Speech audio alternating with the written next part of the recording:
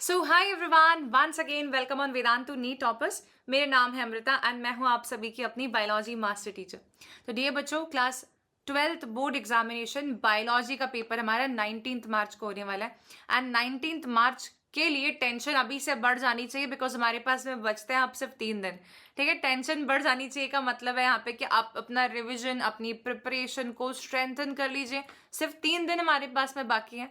ठीक है, हमारी प्रिपरेशन को 100% कंप्लीट करने के लिए we just have 3 days only. And इस समय पे, इस ड्यूरेशन पे बेटा एक छोटी सी चीज जो हमें मिस नहीं करनी चाहिए वो है हमारा ऑफिशियल सैंपल पेपर, जो कि क्लास 12th सीबीएसई बोर्ड्स के लिए ऑफिशियली ncrt.nic.in वेबसाइट पे लिबरेट होता है। ठीक है, तो ये ऑफिशियल सैंपल पेपर सॉल्व करना बहुत जरूरी है बिकॉज इससे हमें पता चलता है कि किस तरीके के क्वेश्चंस हमारे बोर्ड एग्जामिनेशन में आ सकते हैं, किस प्रकार के क्वेश्चंस का टफनेस लेवल रह सकता है कि भाई इजी कितने आ रहे हैं, मॉडरेट कितने आ रहे हैं, टफ कितने आ रहे हैं। एनसीईआरटी की डिट्टो लैंग्वेज पूछ भी रहे हैं कि थोड़ा घुमा के पूछ रहे हैं। ये सारी क्लैरिटी जो है हमें ये पेपर सॉल्व करने से ही पता चल सकती है। ठीक है, तो हम लोग बिना टाइम वेस्ट किए ये सीबीएसई के द्वारा रिलीज ऑफिशियल सैंपल पेपर फटाफट से सॉल्व कर लेते हैं। मैं आपका बहुत समय नहीं लूंगी, हम इस ऑफिशियल सैंपल पेपर को डिटेल्ड में सॉल्व तो करेंगे, लेकिन मैंने इसके साथ में आपको एक्सप्लेनेशन हर आंसर का करना है। पर मैं आपको आंसर्स लिख लिख के नहीं बताऊंगी बिकॉज मैंने आपको लिखे हुए आंसर्स के स्क्रीनशॉट्स भी इसी स्लाइड में दे दिए। ठीक है, सेशन कंप्लीशन के बाद में आपको मैं ये नोट्स का पीडीएफ भी प्रोवाइड करवा दूंगी टेलीग्राम पे, या फिर आप डिस्क्रिप्शन बॉक्स में भी देख सकते हैं। वहां पर मैं आपको ये गूगल ड्राइव अपलोड करके एक लिंक आपको दे दूंगी कि भाई ये हमारा पेपर है। ठीक है, ये हमारा पेपर जो है ये सैंपल पेपर है बेटा, यही सेम बोर्ड एग्जामिनेशन में डेफिनेटली नहीं आएगा। इस प्रकार का क्वेश्चन पेपर हमारे सामने आएगा। ठीक है, अब सेक्शन देखते हैं कितने सेक्शन होते हैं हमारे पास। तो देखा जाए तो सारे पेपर में सेम ही बात होती है, कुछ अलग नहीं है। सेक्शन ए में objective and assertion reason based आते हैं। सेक्शन बी जो है हमारे पास में उसमें 2 मार्क्स ईच क्वेश्चंस आते हैं, 5 क्वेश्चंस आते हैं। सेक्शन सी में 7 क्वेश्चंस आते हैं, 3 मार्क्स ईच होते हैं। सेक्शन डी में आते हैं हमारे 4 मार्क्स वाले case based questions and section E में हमारे पास आते हैं 5 मार्क्स के क्वेश्चंस, जो कि टोटल नंबर में 3 होता है। ठीक है, तो टेंशन लिए बिना फटाफट से सॉल्व करते हैं। देखो सेक्शन ए हमारे पास में ऑब्जेक्टिव बेस्ड क्वेश्चंस, देखते तो हैं कि कैसा लेवल आ रहा है, कैसा लेवल आ रहा है और हमारे से क्रैक हो भी रहा है कि नहीं, इजी है कि नहीं, टफ तो नहीं है कहीं क्वेश्चंस। ठीक है, चलिए तो आप यहां पर देखिए सबसे पहला क्वेश्चन हमारे पास में क्या देके रखा हुआ है। Remnant of nucellus are persistent during seed development in. अब न्यूसेलस वर्ड आपने कहां पढ़ा होता है और रेमिनेंट क्या होता है उसका, ये हमने पढ़ा होता है sexual reproduction and flowering plants में। रेमिनेंट ऑफ न्यूसेलस को हम लोग बेटा पेरिस्पर्म बोलते हैं, अगर आपको याद हो तो। और पेरिस्पर्म जो होता है ये हमारे एनसीईआरटी में मेंशन्ड है कि कुछ ही सीड्स में पेरिस्पर्म बाकी रह जाता है। एग्जाम्पल में आता है हमारे पास में ब्लैक पेपर और आता है बीट रूट, 2 एग्जाम्पल्स आते हैं। तो देखते हैं यहाँ पे क्या आंसर बनना चाहिए। देन वी कैन सी कि डी ऑप्शन देके रखा है ब्लैक पेपर, इसका आंसर ब्लैक पेपर ही होना चाहिए फिर। ठीक है, सेकेंड क्वेश्चन देखिए बेटा, the one layer of microsporangium that nourishes the pollen grain. Pollen grain को नरिशमेंट प्रोवाइड करने वाले वॉल लेयर का नाम क्या है। अब अगर आप सेक्शनल व्यू ऑफ एंथर देखेंगे तो आपको याद आएगा आउटर मोस्ट लेयर एपिडर्मिस कहलाती है, उसके अंदर एंडोथीशियम, फिर मल्टीपल मिडिल लेयर्स होती हैं और सबसे इनर मोस्ट हमारी होती है टेपेटम। टेपेटम के अंदर प्रेजेंट होता है माइक्रोस्पोर मदर सेल यानी कि स्पोरोजेनस टिश्यू। ठीक है, तो टेपेटम इसका आंसर होगा क्योंकि टेपेटम नरिशमेंट प्रोवाइड करने वाली लेयर है जो कि पॉलन ग्रेन के ग्रोथ एंड डेवलपमेंट के समय पे नरिशमेंट प्रोवाइड करने का काम करती है, स्पोरोजेनस टिश्यू को नरिश कर रही होती है। ठीक है, ठीक है बेटा, चलिए थर्ड क्वेश्चन देख लेते हैं फटाफट से। थर्ड क्वेश्चन हमारे पास में क्या आया है, a short piece of DNA having 20 base pairs. अब यहां पर इन्होंने 1 मार्क्स में थोड़ा कैलकुलेटिव क्वेश्चन हमारे सामने दे दिया है, तो हमें कैलकुलेशन करनी यहाँ पे पड़ सकती है। तो ये कोई टफ टास्क नहीं है, इस क्वेश्चन को ध्यान से देखते हैं। देखिए 20 बेस पेयर्स थे एक डीएनए में। ठीक है, was analyze to find the number of nucleotide bases in which each of the polynucleotide stands, some of the results are shown in the table. मतलब बेसिकली उन्होंने 20 बेस पेयर का एक DNA का टुकड़ा स्टडी किया, थोड़े बहुत उनको बेसिस के नंबर मालूम पड़ गए, एक डबल स्ट्रैंडेड डीएनए की यहाँ पे बात हो रही है। ठीक है, अब यहां पर इसको समझने के लिए मैं यहाँ पे आपको एक छोटी सी बात बताती हूँ कि जो हमारा डीएनए होता है बेटा वो कैसा होता है, डबल स्ट्रैंडेड होता है। जिसमें कि हमारे पास में 5' से 3' एक एंड होता है और 3' से 5' दूसरा एंड होता है, ठीक है। ए अगर पेयर करता है तो हमेशा टी के साथ पेयर करता है 2 हाइड्रोजन बॉन्ड के साथ। जी अगर पेयर करता है हमेशा सी के साथ पेयर करता है 3 हाइड्रोजन बॉन्ड। यानी कि एक स्ट्रैंड में जितना ए है बेटा, बिल्कुल कॉम्प्लीमेंट्री स्ट्रैंड में उतना ही टी होगा। एक स्ट्रैंड में जितना जी है, कॉम्प्लीमेंट्री स्ट्रैंड में उतना ही सी होना चाहिए, ठीक है। तो अगर हमें ये कॉन्सेप्ट समझ में आता है तो हम यहां पर इसको ध्यान से देखते हैं। हमारे पास में देखे रखा है एक स्ट्रैंड तो ये और एक स्ट्रैंड ये। अब इस स्ट्रैंड में 4 एडेनिन है बेटा, तो adenine pairs with thymine of the opposite strand, ठीक है। तो ऑपोजिट स्ट्रैंड में बेटा 4 थाइमीन हो जाने चाहिए, ठीक है। इस स्ट्रैंड में बेटा 4 साइटोसिन हमारे सामने देके रखे हुए, तो ऑपोजिट स्ट्रैंड में बेटा 4 ग्वानिन हो जानी चाहिए, ठीक है। इस स्ट्रैंड में बेटा हमारे पास में 5 साइटोसिन इन्होंने देख के रखे हुए हैं अगले वाले स्ट्रैंड में, स्ट्रैंड 2 में। तो बेटा इधर सी पेयर्स विद जी होता है, तो यहाँ पे 5 हमारे पास ग्वानिन हो जाने चाहिए। अब हमारे से क्वेश्चनर पूछ रहे हैं how many nucleotides containing adenine were present in the strand 2। अब क्योंकि हमारे पास ऊपर का स्ट्रैंड कंप्लीशन पे आ गया ऑलमोस्ट, हम जोड़ के देख लेते हैं 4 + 4 + 5 कितना होता है। तो 8 + 5 विच विल बी 13, ठीक है। तो 13 क्योंकि हमारे पास में ये हो गया है डेटा, तो 20 टोटल है, तो 20 - 13 कर लेना चाहिए, यानी कि 7। तो इस स्ट्रैंड में क्योंकि 7 थाइमीन है, तो इस स्ट्रैंड में 100% 7 एडेनिन होने चाहिए। तो यहाँ ऑप्शन देखते हैं कितना है, तो इसका आंसर बेटा हो जाएगा आपका डी, कि हमारे पास में 7 एडेनिन प्रेजेंट है स्ट्रैंड 2 में, ठीक है। सिंपल है, कोई डाउट तो नहीं आया यहां तक की बात पे। चलिए, तो ये क्वेश्चन हो गया। 4th क्वेश्चन देख लीजिए। In a certain species of insect, insect की बात हो रही है, some have 13 chromosomes and others have 14 chromosomes. अच्छा, the 13 and 14 chromosome bearing organisms are okay। तो यहां पर ये आता है बेटा हमारा जेनेटिक्स का क्वेश्चन आ गया है। हमें पता होना चाहिए कि इंसेक्ट के अंदर XX0 टाइप या XXXO भी बोलते हैं अपन इसे, टाइप का सेक्स डिटर्मिनेशन होता है, ठीक है, जिसमें कि XX होती है फीमेल और XO होता है मेल, जिसको X0 भी बोल सकते हैं। यानी कि फीमेल के जो क्रोमोसोम्स हैं उससे एक क्रोमोसोम कम होता है मेल इंसेक्ट में। तो बेटा 14 फीमेल होनी चाहिए और 13 मेल होना चाहिए, ठीक है। तो the 13 and 14 chromosomes bearing organisms are. अब रिस्पेक्टिवली बताना है, तो क्योंकि 13 पहले देके रखा है तो हम बोलेंगे कि मेल एंड 14 फीमेल रिस्पेक्टिवली। इसका आंसर बन जाएगा ए। सिंपल है, बिल्कुल भी टफ नहीं है। ऐसे ही ZZZW, XXXY, हैप्लोडिप्लॉइडी, ये भी इंपॉर्टेंट टॉपिक्स है जहां से कि हमारे पास ऑब्जेक्टिव आ सकते हैं। 5th क्वेश्चन देखते हैं आप। देखो, at a particular locus the frequency of allele A is 0.8। कहाँ का क्वेश्चन है? इवोल्यूशन का आ गया है, हार्डी वेनबर्ग इक्विलिब्रियम से क्वेश्चन उठाया गया है, ठीक है। तो इन्होंने कहा frequency of allele A is 0.8 and frequency of allele small a is 0.2। तो भाई फ्रीक्वेंसी को हम P + Q करते हैं = 1, है ना। तो क्योंकि इन्होंने A और स्मॉल a देके रखा है, हमें कोई टेंशन नहीं है, हम इसको 0.8 + 0.2 भी मान सकते हैं, ठीक है। Is definitely 1। तो हम देख ही पा रहे हैं कि ये हमारा frequency of Aleel capital A हो गया और ये हमारा frequency of allele small a हो गया। अब क्वेश्चनर क्या पूछ रहा है, देखो क्वेश्चनर हमसे ये पूछ रहा है what would be the frequency of heterozygotes in the random mating population at equilibrium. Equilibrium पे हेट्रोजाइगोट्स जो है उनकी क्या फ्रीक्वेंसी आनी चाहिए रैंडम मेटिंग पॉपुलेशन पे जो कि इक्विलिब्रियम में, यानी कि एक ऐसी पॉपुलेशन की बात कर रहे हैं जो कि हार्डी वेनबर्ग इक्विलिब्रियम को फॉलो कर रही है, ठीक है। तो हार्डी वेनबर्ग इक्विलिब्रियम जब फॉलो होता है तो p² + 2pq + q² = 1 हो जाता है, और p² होता है होमोजाइगस डोमिनेंट का, ठीक है।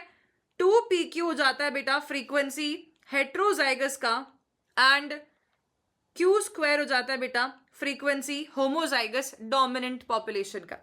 तो हमें 2pq निकालना पड़ेगा बिकॉज हमसे हेट्रोजाइगस पूछ रहे हैं। तो हम क्या करेंगे 2 × 0.8 × 0.2 कितना हो जाएगा 8 × 2 = 16, 16 × 2 = 32। तो यहाँ पे बेटा 0.32 इसका आंसर हो जाना है। बहुत सिंपल क्वेश्चन है। अगर हमसे इसी क्वेश्चन में पूछते कि होमोजाइगस डोमिनेंट की कितनी होती, तो हम बोलते हैं कि होमोजाइगस डोमिनेंट 8 = 64, 0.64 हो जाता, ठीक है। और 2 × 2 = 4 बेटा 4 जो है वो हमारा हो जाता है होमोजाइगस रिसेसिव का। तो ऐसा ये क्वेश्चन आपका बन जाएगा। चलिए अब आ जाते हैं 0.04 सॉरी, अब आते हैं 6th क्वेश्चन पे। Variations caused due to mutation are, mutation के कारण से होने वाली वेरिएशंस को हम क्या बोलते हैं? नाउ बेटा, म्यूटेशन हमेशा किसने एक्सप्लेन किया अगर आपको याद हो तो? ह्यूगो डिवरीज ने उसको एक्सप्लेन किया होता है, और वो बोलते हैं कि सडन चेंज होता है, लार्ज चेंज होता है ना, एकदम डायरेक्शन लेस होता है, रैंडम होता है म्यूटेशन हमेशा। तो म्यूटेशन कैसा होता है? Sudden, single step, large, random, directionless. ये पांचों में से कोई भी एक वर्ड यहाँ पे अगर देके रखा होगा तो वो हमारा आंसर हो जाएगा।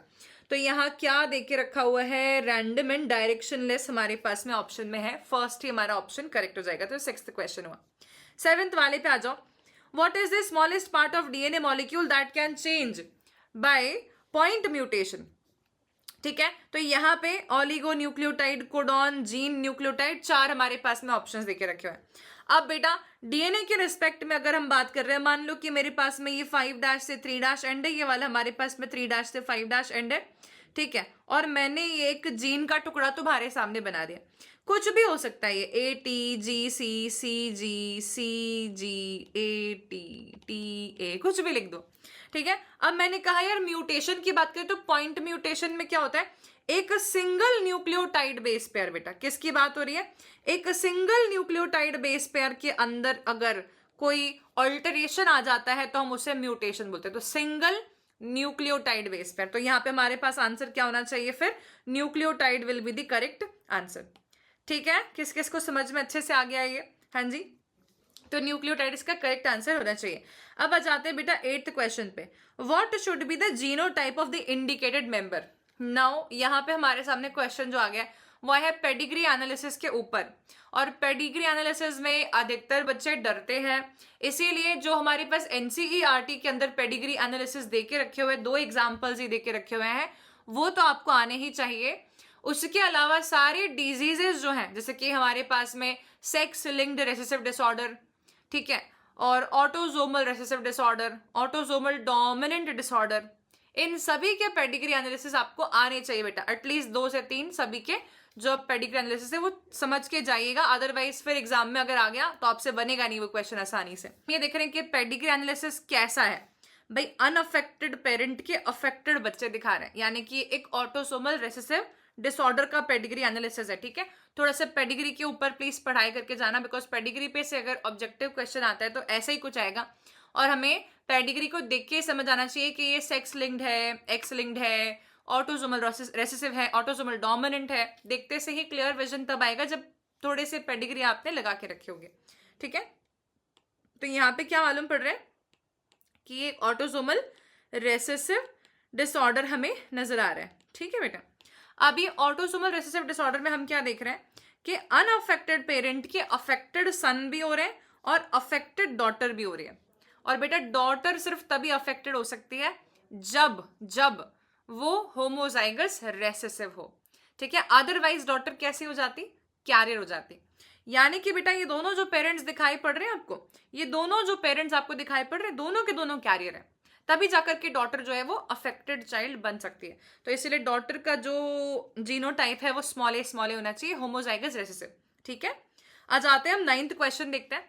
9th क्वेश्चन है, a patient was advised to have a kidney transplant, ठीक है, to suppress the immune system, doctor उसे क्या देगा? अब देखिए, किसी भी इंसान का किडनी ट्रांसप्लांट हुआ है तो किसी और का किडनी उसकी बॉडी में फिट हुआ है, एंड ऐसे केसेस में हमें बॉडी की इम्यूनिटी को सप्रेस करना पड़ता है कि भाई तू शांत रह ले, ठीक है। दूसरे किसी का बॉडी का ऑर्गन अपने बॉडी में अगर ऐड हुआ है तो हमारी इम्यूनिटी को हमें सप्रेस करना पड़ सकता है, इम्यूनो सप्रेसिव मेडिकेशंस देनी पड़ती है, ठीक है। तो इम्यूनो सप्रेसिव मेडिकेशंस कौन बनाता है? ये माइक्रोब्स एंड ह्यूमन वेलफेयर का क्वेश्चन है।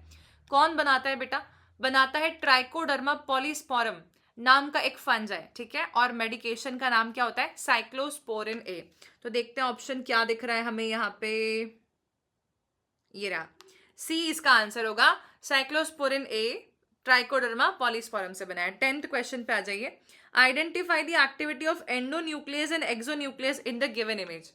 एक इमेज देके रखी है, 4 ही हमारे पास यहाँ पे ऑप्शंस देके रखे हुए, चारों डायग्रामेटिक है। तो पूछ रहे हैं एंडोन्यूक्लियस और एक्सोन्यूक्लियस की एक्टिविटी बताओ। तो यहाँ देखते हैं, देखो एंडोन्यूक्लियस हमेशा बीच में से कट क्रिएट करता है और एक्सोन्यूक्लियस हमेशा कॉर्नर्स में से कट क्रिएट करता है। तो यहां पर ये कॉर्नर पे से कट हो रहा है, ये कॉर्नर पे से कट हो रहा है, और यहां पर हम देख पा रहे हैं एंडोन्यूक्लियस में बीच में से कट कहां से क्रिएट हो रहा है। तो ऑब्वियसली बेटा यही वाला दिख रहा है मुझे, तो 5' से 3' का कट क्रिएट हो गया।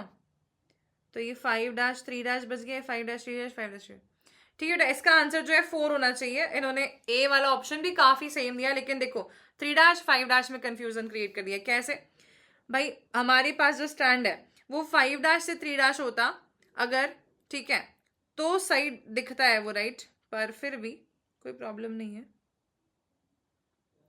5' से 3' 5' से 3' इधर क्या किया उन्होंने, 3' से 5' 3' से 5' 3' से 5' बेटा ये बहुत ही गड़बड़ दिख रहा है।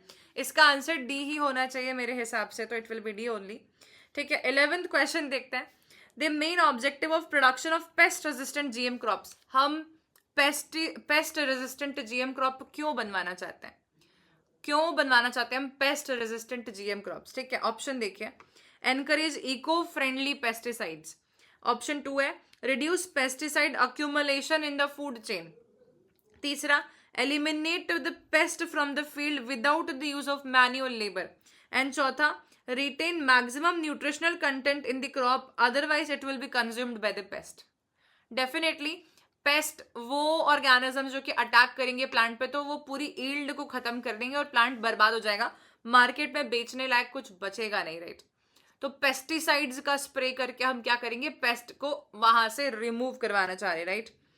ऑल्सो पेस्टिसाइड्स बेटा अक्यूमुलेट भी होते हैं प्लांट्स में, और अगर वो प्लांट्स में अक्यूमुलेट होंगे तो डायरेक्टली इनडायरेक्टली हमारे खाने में भी आ रहे होंगे। ठीक है, तो हम नहीं चाहते कि हम पेस्टिसाइड्स वाला खाना खाएं, इसलिए हम pest resistant genetically modified crops बनवा सकते हैं। तो आई थिंक इसका आंसर बेस्ट बी होना चाहिए। और पेस्ट को मैन्युअली लेबर अगर एक एक करके हटा रहा है, ये तो बहुत डाउटफुल बात है। वीड्स के लिए सी वाला पॉइंट सही है कि भाई वीडीसाइड को क्यों यूज नहीं करना चाहिए, क्योंकि वीड्स वो प्लांट्स होते हैं जो कि साथ में उगाते हैं हमारे एग्रीकल्चरल प्लांट्स के, और उनको उखाड़ने के लिए मैनुअल लेबर लगता है, लेकिन कीड़े हटाने के लिए मैनुअल लेबर तो नहीं लगता है। तो ठीक है, 11th का आंसर बी होना चाहिए। 12th देखते हैं। Observe the contents 1, 2, 3 and 4 of the soil sample A, B and C. ये सॉइल सैंपल बेटा ए दिखा के रखा है, ये बी दिखा के रखा है, सी दिखा के रखा है। अब क्या पूछ रहे हैं, विच soil sample will show the faster decomposition. Okay, तो डिकम्पोजिशन फास्टर तब होता है जब हम ये बोलते हैं कि उस सॉइल में ऑर्गेनिक वेस्ट ज्यादा हो और हमस कम हो। और हमस कब बनता है, हमस तब बनता है जब हम बोलते हैं कि कुछ ऐसे कंपाउंड्स प्रेजेंट हैं जिनका डिटोरिएशन इजी नहीं है, टफ है, लाइक काइटिन हो गया, लिग्निन हो गया, और सुबेरिन हो गया, एटसेट्रा। ठीक है, तो आप देखो सॉइल ए, सॉइल बी, सॉइल सी, 4 ऑप्शंस दिखा रहे हैं। 1 लिग्निन कंटेंट इंडिकेट करता है, 2 काइटिन कंटेंट इंडिकेट करता है, 3 नाइट्रोजन कंटेंट इंडिकेट कर रहा है, 4 शुगर कंटेंट इंडिकेट कर रहा है। अब ऐसे क्वेश्चन में क्या करना है, फास्टर डिकम्पोजिशन है ना, तो हम क्लियर रहेंगे कि हमें नाइट्रोजन का कंटेंट ज्यादा हो और शुगर का कंटेंट ज्यादा हो, ऐसा ग्राफ यहां से चूज करना है। तो आप देखो 3 और 4 में ज्यादा किस में दिख रहा है, ये देखो, ये 3 छोटा दिख रहा है यहाँ पे, 3 थोड़ा बड़ा और 3 थोड़ा और बड़ा, तो भाई 3 इसमें बड़ा है। फिर 4 देख लेते हैं, 4 यहाँ पे भी लंबा है, यहाँ पे भी लंबा है, यहाँ पे भी लंबा है बेटा, तो इसका आंसर सी हो जाना चाहिए, सॉइल सी। ठीक है, इसका आंसर सॉइल सी हो जाना चाहिए। क्या आप ऑप्शंस देखे रखे हुए हैं, soil C will be the correct answer, because soil C में नाइट्रोजन कंटेंट भी ज्यादा है और शुगर कंटेंट भी ज्यादा है। देन आता है क्वेश्चन नंबर 13 से 16 तक का। अब यहाँ पे हमारे सामने आ रहे assertion and reason based questions. Assertion and reason based question सिर्फ तभी आपसे सही हो सकते हैं जब आपको कॉन्सेप्चुअल क्लैरिटी है 100% कि आप जो सोच रहे हैं वो बिल्कुल सही सोच रहे हैं, तभी जाकर के आपको इस क्वेश्चन में 1 मार्क मिलने वाला है। अदरवाइज जरा भी कॉन्सेप्चुअल गड़बड़ हुआ, ये क्वेश्चन डुबा देता है। ठीक है, तो ध्यान दो, यहाँ पे हमें सारे के सारे इन ऑप्शंस को पढ़ लेना बहुत जरूरी होता है, हर बार पढ़ना पड़ता है भाई। कई बार ऐसा होता है कि असर्शन रीजन के ऑप्शंस ही वो चेंज कर देता है और हमारे दिमाग में फीडेड होता है कि सी लगाना है असर्शन ट्रू और रीजन फॉल्स हो, तो डी लगाना है दोनों ही फॉल्स हो, तो ऐसा नहीं करना है, एक बार इंस्ट्रक्शंस जरूर पढ़ लेना चाहिए। ठीक है, तो assertion and reason are true और रीजन करेक्टली असर्शन को एक्सप्लेन करे तो 1 लगाना है, assertion reason true, reason correctly explain नहीं कर रहा है असर्शन को तो बी लगाना है। असर्शन सही रीजन गलत है तो सी लगाना है। असर्शन गलत है लेकिन रीजन सही है तो डी लगाना है। देख लेते हैं पहला क्वेश्चन हमारे पास असर्शन रीजन में जो है वो देखते हैं। Primary endosperm nucleus is diploid, ये स्टेटमेंट कैसा हो गया बेटा? रॉन्ग स्टेटमेंट हो गया, बिकॉज हम सब जानते हैं कि प्राइमरी एंडोस्पर्म न्यूक्लियस ट्रिप्लॉइड होता है। Endospermic nucleus is always triploid in nature. दूसरा रीजन देके रखा है, it is the product of double fertilization, ये बात तो सही है, बिल्कुल सही है। Double fertilization and triple fusion का ही प्रोडक्ट होता है ये। तो हम क्या बोलेंगे कि assertion is false but reason is true. इसका आंसर डी होना चाहिए, पहले वाले क्वेश्चन का आंसर डी हो गया। ठीक है, दूसरा देखते हैं। Assertion ribosomal RNA is synthesized in the nucleus of the cell, सही बात है। Then it is translated with the enzyme RNA polymerase 3, गलत हो गया, आरएनए पॉलीमरेज 1 होता है, तो इसलिए assertion is true reason is false, इसका आंसर सी बन जाएगा। इजी है। नेक्स्ट देखो, smoking can raise the blood pressure and increase the heart rate, हाँ बिल्कुल सही बात है। Nicotine stimulate adrenal gland to release adrenaline and noradrenaline into blood circulation, both of which raises the blood pressure, increase the heart. बिल्कुल, nicotine basically बेटा adrenal glands को stimulate करता है कि वो एड्रिनलिन और नॉर एड्रिनलिन, जिसको हम एपिनेफ्रिन एंड नॉर एपिनेफ्रिन भी बोलते हैं, उसका मात्रा बढ़ा दे। और जैसे इसका मात्रा बढ़ता है तो हमारे ब्लड वेसल्स में वैसो कंस्ट्रिक्शन होता है और ब्लड प्रेशर बढ़ जाता है। तो यही इसका रीजन भी है, इसीलिए रीजन तो करेक्ट है, असर्शन भी करेक्ट है, और रीजन करेक्टली असर्शन को एक्सप्लेन भी करता हुआ नजर आ रहा है, तो इसीलिए हम इसका आंसर लगाने वाले ए। ठीक है, 16th क्वेश्चन देखो, PCR is a powerful technique to identify the genetic disorders, बिल्कुल सही बात है, ट्रू है। PCR can detect mutation in low amount of DNA also, इसीलिए डिटेक्ट कर सकती है जेनेटिक अबनॉर्मलिटी को, ये बात भी सही है। तो यहाँ पे भी बेटा असर्शन और रीजन दोनों सही है, और रीजन करेक्टली असर्शन को एक्सप्लेन करता हुआ भी हमें नजर आ रहा है। ठीक है, अब हमारे पास आ गया बेटा सेक्शन बी। देखो अभी हमने सेक्शन ए पढ़ा, अब हम आ जाते हैं सेक्शन बी के ऊपर। सेक्शन बी पे जो हमारे पास में क्वेश्चंस आएंगे, कैसे आएंगे बेटा? 2 मार्क्स ईच आएंगे।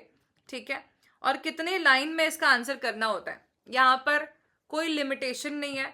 कई बार आंसर 1 वर्ड में लिख के आ सकते हैं अगर वर्ड में पूछ रहे हो तो, अगर डेफिनेशन टाइप क्वेश्चन या कुछ इलैबोरेटिवली पूछ रहे हैं तो 2, 3, 4 लाइन्स, मैक्सिमम 4, मिनिमम 2। ठीक है, इतना तो हमें आंसर में लिखना होता है। तो यहाँ पे है explain the process of hormonal regulation of spermatogenesis. अब आप चाहें तो फ्लो चार्ट बना दीजिए, मैं तो फ्लो चार्ट ही बनाती, 2 मार्क्स का क्वेश्चन होता तो क्या करूंगी मैं? देखो मैं यहाँ पे तुम्हें बताती हूँ कि कैसे लिखती मैं इसका आंसर, है ना, क्योंकि आंसर की मैं देखे रखा है वैसा नहीं, कुछ अलग भी लिख सकते हैं हम लोग। तो हार्मोनल रेगुलेशन में हमें पता होना चाहिए कि हाइपोथैलेमस जो होता है हमारा, वो बनाता है गोनाडोट्रोपिन रिलीजिंग हार्मोन, जिसकी मदद से हमारी एंटीरियर पिट्यूटरी स्टिमुलेट हो जाती है। ठीक है, फिर बेटा एंटीरियर पिट्यूटरी जो होती है हमारी, वो बनाती है 2 हार्मोन्स एलएच एंड एफएसएच, जिन्हें हम गोनाडोट्रोपिन्स भी बोलते हैं, एलएच और एफएसएच। ठीक है, एलएच ल्यूटिनाइजिंग हार्मोन, इसी को हम आईसीएसएच भी बोलते हैं, मेल रिप्रोडक्टिव सिस्टम में इंटरस्टिशियल सेल स्टिमुलेटिंग हार्मोन, और एफएसएच होता है फॉलिकुलर स्टिमुलेटिंग हार्मोन। एलएच जाकर के बेटा प्रमोट करता है आपके लीडिंग सेल्स को, और लीडिंग सेल्स जो हैं वो बनाते हैं टेस्टोस्टेरोन। ठीक है, वो बनाते हैं टेस्टोस्टेरोन, और वहीं पे बेटा आपका फॉलिकुलर स्टिमुलेटिंग हार्मोन जो है ये प्रमोट करता है आपके सर्टोली सेल्स को। ठीक है, सर्टोली सेल्स को प्रमोट करता है। अच्छा, लीडिंग सेल्स जो है बेटा वो टेस्टोस्टेरोन जो बना रहे हैं, ये प्रोसेस कौन सी प्रमोट कर रहे हैं? ये स्पर्मेटोजेनेसिस प्रोसेस को प्रमोट कर रहे होते हैं। ठीक है, और सर्टोली सेल्स कौन सी प्रोसेस को प्रमोट कर रहे होते हैं बेटा? स्पर्मेटोजेनेसिस की लास्ट स्टेज, यानी कि स्पर्मियोजेनेसिस की प्रोसेस को ये लोग प्रमोट कर रहे होते हैं, सर्टोली सेल्स। ठीक है, तो ये फ्लो चार्ट बना के आगे पूरे मार्क्स मिल जाएंगे, कोई टेंशन नहीं। ठीक है, ये नहीं सोचना कि मैम फ्लो चार्ट बनाएंगे तो मार्क्स तो नहीं काट देंगे कहीं, बिल्कुल भी नहीं। फ्लो चार्ट बनाओगे तो ज्यादा बेहतर मार्क्स मिलने हमेशा, क्योंकि फ्लो चार्ट देख के एग्जामिनर को पता होता है कि आपके कॉन्सेप्ट स्ट्रेंथन है, आपको आती हैं चीजें। ठीक है, अब ये 2 मार्क्स पूरे दे देती अगर मैं होती तो, और बाकी कोई भी टीचर होगा तो भी पूरे 2 मार्क्स मिल जाएंगे तुम्हें। लेकिन हम ये देख लेते हैं कि हमारे आंसर की में क्या आया है सीबीएसई के। देखो उन्होंने थियोरेटिकल टाइप का आपको आंसर यहाँ पे लिख के दिया है, और क्योंकि 2 मार्क्स का क्वेश्चन है, इन्होंने 4 लाइंस में उसका आंसर लिख के दिया है। देखो, spermatogenesis start at the age of puberty due to significant increase in secretion of gonadotropin releasing hormone। ये एक हाइपोथैलेमिक हार्मोन है, हमने यही किया लेकिन फ्लो चार्ट में लिख दिया।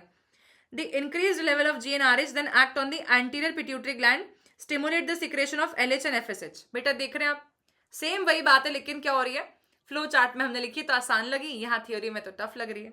ठीक है, LH लीडिक सेल्स को एक्ट करता है और एंड्रोजेंस का प्रमोशन करवाता है जो कि स्पर्मेटोजेनेसिस कराते हैं। FSH सर्टोली सेल्स के ऊपर एक्ट करता है जो कि कुछ फैक्टर्स करते हैं जो स्पर्मियोजेनेसिस कराता है। बोलो भाई साहब, कौन सा आंसर बेहतर है, ये वाला बेहतर है कि वो वाला बेहतर है? ऑब्वियसली ये बेहतर है। फ्लो चार्ट में लिखोगे, एग्जामिनर को कंटाल भी नहीं आएगा पढ़ने में, इतना कितना थ्योरी लिख के आया है बच्चा, इसको फ्लो चार्ट नहीं आता क्या? तो ये फ्लो चार्ट दिखेंगे तो ज्यादा इम्पैक्टफुल पड़ता है आंसर। ठीक है, 17 क्वेश्चन हो गया, 18 वाले पे आ जाइए। 18th क्वेश्चन क्या बोल रहा है, देखो यहाँ पे ध्यान से देखते हैं। इतना बड़ा बड़ा क्वेश्चन रीड करने के लिए देंगे तुम्हें 2 मार्क्स में, कि तुम्हें लगेगा कि 2 मार्क्स का सेशन तो हमारा 5 मिनट में कवर हो जाएगा, ऐसा है नहीं। लेकिन 2 मार्क्स के ये 5 क्वेश्चंस करने में तुम्हें कम से कम 10 से 15 मिनट लग जाने हैं। एंड इसीलिए बायो के पेपर में बच्चे छोड़ के आते हैं काफी कुछ चीजें, टाइम मैनेज नहीं कर पाते। तो पहले पेपर आते सी हाथ में पेपर को पलटा लो, पेपर देख लो किस सेक्शन में कितना टाइम लगना है तुमसे, उसके बाद पेपर चालू करो, और आखिरी के 10 मिनट मार्जिन के लिए छोड़ना कि भाई कोई चीज छूट नहीं जाए तुमसे। ठीक है, अब ये देखते हैं। The diagram below shows the sequence of amino acid in part of the haemoglobin molecule. ठीक है, यहां पे इन्होंने CTT पे स्टार भी बना के रखा है। If the base T was substituted with A, how would it affect the hemoglobin chain? देखो बेटा, ये तो बिल्कुल उन्होंने सिकल सेल अनीमिया की कंडीशन का केस हमारे सामने लिख दिया। ठीक है, तो मुझे यहाँ पे आंसर लिखना पड़ेगा if T substituted by A। ठीक है, या मैं सिर्फ बोल के समझाती तो मैं लिखा हो तो आंसर मिल ही जाएगा। अगर T जो है बेटा वो A से सब्सटीट्यूट हो जाता है, ठीक है, तो यहां पर जो अमीनो एसिड बन रहा है वो भी दूसरा बन जाना चाहिए, है ना? तो इसके कारण से हीमोग्लोबिन जो है बेटा उसका मॉलिक्यूल का स्ट्रक्चर अफेक्ट हो जाएगा, हीमोग्लोबिन की चेन जो है उसका पॉलीमराइजेशन में डिफिकल्टी आएगी, है ना? Name the condition and effect associated with above substitution. तो ये बात हो रही है सिकल सेल अनीमिया की, एंड इसमें पेशेंट जो है उसके आरबीसीज सिकल शेप के हो जाते हैं और उसको लो ऑक्सीजन एनवायरनमेंट में सर्वाइवल में भी प्रॉब्लम आ सकती है, वो मर भी सकता है इंसान अगर उसके आसपास एनवायरनमेंट में O2 का मात्रा कम हो जाए तो। ठीक है, तो कैसा आंसर देके रखा है देखो, हम देखते हैं। CTT would become CAT which codes for valine, है ना? Thus valine would replace glutamic acid at that point। तो बिल्कुल हमें ये बताना है कि क्या चेंज से क्या चेंज होता है। तो CTT की जगह CAT हो जाएगा, और क्योंकि CAT हो जाएगा तो वैलिन की जगह ग्लूटामिक एसिड बनने लग जाएगा, और